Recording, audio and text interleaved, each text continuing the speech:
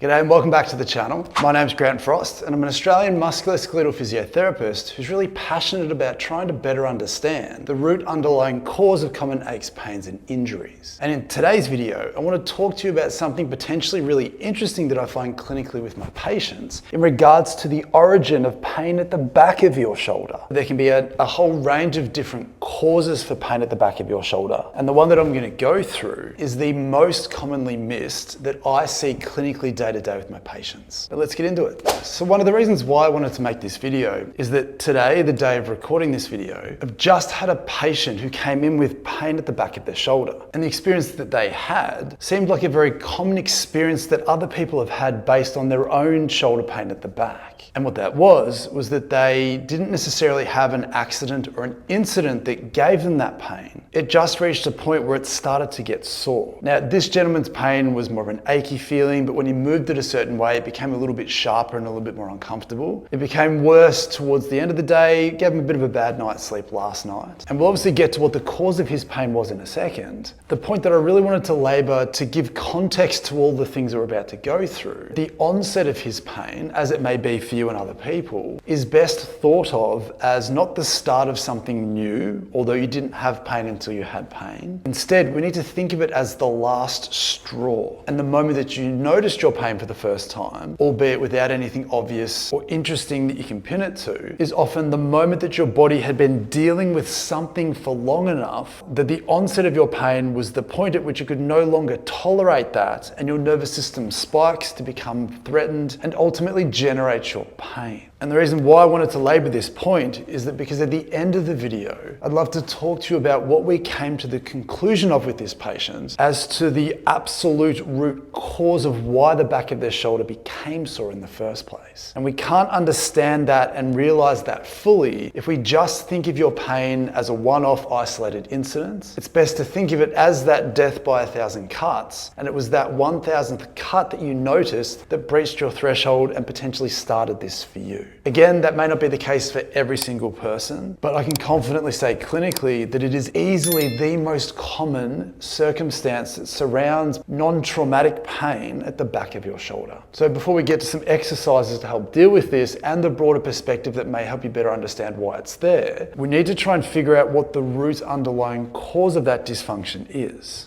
And so to jump straight into it, if you're someone that deals with an insidious random onset of pain at the back of your shoulder, clinically, one of the missed and most overlooked causes of that is either a direct or indirect referral from the top of your upper back, whether it be the spinal joints or the rib joints as they anchor into the spine. If they themselves become stiff, tight and overloaded, they can either directly refer pain down the back of your shoulder or indirectly mechanical stiffness and tightness in this area can change the way that you load up the back of your shoulder, ultimately opening the door for pain and dysfunction to occur if given enough time. But as always, I don't want you to have to take my word for this. What we want to do is we can take our trusty lacrosse ball or a tennis ball and you can figure this out for yourself. And before we go hunting, what I would urge you to do first is go through the full gamut of shoulder range of motion tests. Bend your elbows, rotate outwards, go hand behind your back. Just see how your shoulder feels for each one of those movements. Take note of the ones that don't feel good because we're going to use that as a baseline to come back to immediately after using the ball in your upper back to see if anything's physically changed. So my patient earlier today experienced a lot of their posterior shoulder pain when they went overhead. They didn't have quite the same range of motion as they did on their other side. And also when they went hand behind their back,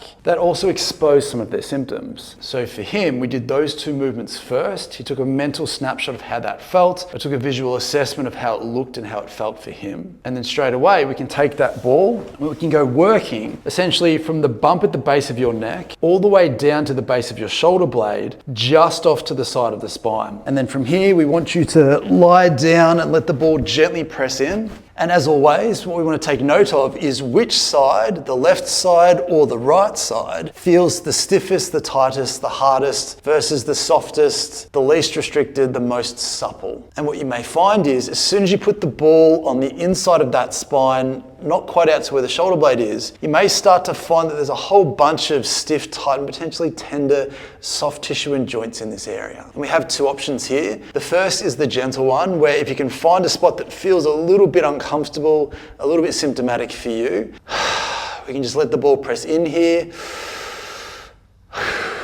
Take a couple of deep breaths to calm down your nervous system, to prompt your brain to let go of some of that tissue tightness. We want to create a safe space where your body can relax and free up. Then once you've found a spot, stay there for 30 seconds to a minute. Once you've had enough of that, you can move the ball up a little bit, you can move it down a little bit, even out towards the shoulder blade a little bit more. And what you may find is what my patient found this morning, was that when he put some pressure on one of the joints of his upper back, he felt an immediate referral of his pain to the back of his shoulder. And it was really reassuring for him to see that when he put pressure on that spot, he could reproduce his symptoms. When he came off that spot, the symptoms went away. When he came back onto that same spot again, he could reproduce those symptoms again, which does give us confidence that the specific area that that pain is coming from is easily found. So hopefully you have that same experience. Even if you don't, we still want to go looking for those stiff, tight, restricted areas. So if it doesn't feel too uncomfortable for you to do this, we can lift your arm up and then come up into shoulder flexion as far as you feel comfortable,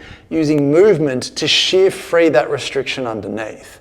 So what I'd like you to do is, again, systematically work your way as far up and as far down on the side that you feel is the most relevant, and then immediately recheck the same movements that you felt generated some of your posterior shoulder symptoms. And if we're on the right track here for you, if your symptoms are related to dysfunction in your upper back in some way, something needs to feel different in a positive way to justify us doing this. And if it did for you, let me know in the comments down below. And then depending on how sensitive and how irritated the back of your shoulder actually feels, we want to keep that in mind as we start to go looking for some tightnesses and some restrictions through the back of that shoulder and the triceps as they anchor into that shoulder from below. And the first exercise that we can get you to try is a very simple across the body stretch. This exercise, when done correctly, can be a fantastic way to open up some of the tissue that becomes tight at the back of the shoulder. Again, either directly or indirectly because the upper back has become dysfunctional. But what I'd like you to do is being in a good posture, elbow straight, reaching across, pulling it over with the other side. We can move the arm up or down. You can pull it closer towards you. You can have your thumb up or thumb down if you want to get more aggressive with the stretch and it doesn't feel like it jams you up. But choose the version of this stretch that gives you the best and most comfortable access to some tightness,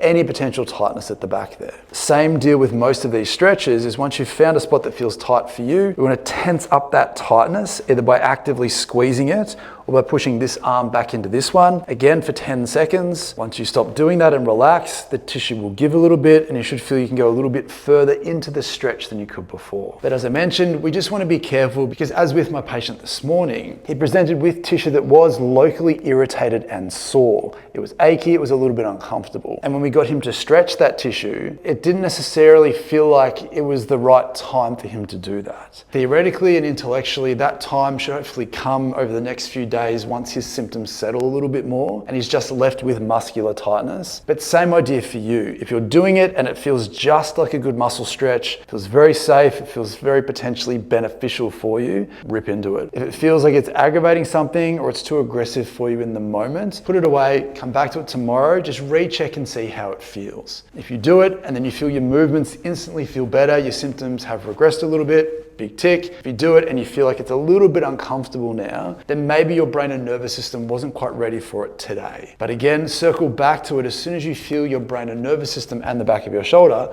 might be ready for it. But once we've addressed some of the more shoulder-based muscle tightness, we also want to go looking for some tricep tightness as well in case that is affecting that tissue from underneath. And a really simple and effective way to stretch your triceps is to come up against a wall and lift your arm up as high as you feel comfortable. Again, respecting how your symptoms may feel in the moment. We can get you to lean underneath, opening up that tricep area, but then we can gently twist from side to side to try and find whatever version of this feels the best for us. And again, once we're here, we can get you to push your hand back into this one to flare up your triceps for 10 seconds. Or we can get you just to push your elbow back into the wall to try and tense up this tricep tissue. Hold that for 10 seconds, relax. Should be able to go a little bit further into the stretch than you could before. Same thing again, push back into the stretch, tense things up, Keep looking for the tightness or any tightness that you may find through that tricep area. Same thing as before,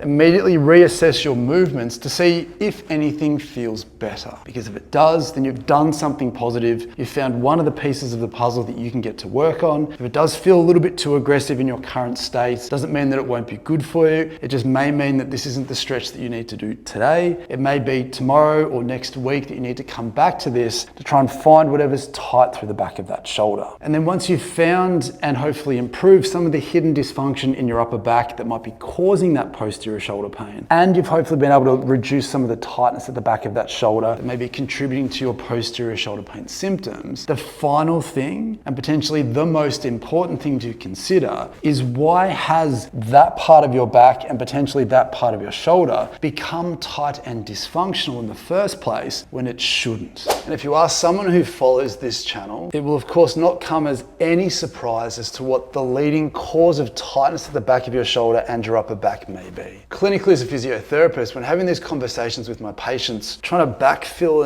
and reverse engineer the explanation behind why they've discovered and uncovered these problems. Much like my patient this morning, the single biggest cause of tightness at the back of the shoulder and the back of the upper back, based on what I see clinically day to day, is simply just the shapes and the postures that the person puts that tissue into. Intuitively, that often comes back to something like the position someone gets into when they're using a mouse or using a keyboard or using their phone, or if there's someone that has to reach down a lot to do something even while standing. It's the constant dragging forward of your arm under gravity that creates this constant tension that loads up the back of the shoulder and the entire shoulder complex as it attaches and anchors to that upper back. So if you have found that any of the things that we've touched on so far in this video have been beneficial for you, then you absolutely have to pair it up with a better awareness and better practice of optimal shoulder postures and shapes when you're doing the things that you need to do the most throughout the day. And as you can hopefully appreciate, it's not enough to say that your shoulder pain was bad luck, that you're getting older, that maybe you moved the wrong way, or you lifted something awkwardly, or you lifted something that was too heavy for you. The human body isn't fragile, it's robust. As we talked about right at the start of the video, where most people's dysfunction is the final straw of a death by 1,000 cuts beforehand. We need to take that bigger step back to look at your life in its entirety, to fully realize why one specific part of your body has randomly become sore when it shouldn't. So as always, please let me know in the comments down below how you found the things that we've gone through in this video. If it's helped, please leave a like on the video. Please consider leaving a super thanks if you want to help support me and the channel. Obviously, please hit the subscribe button if this type of information resonates with you. And please consider sharing this video with a friend. But at the end of the day, I genuinely hope that that was helpful for you in some way.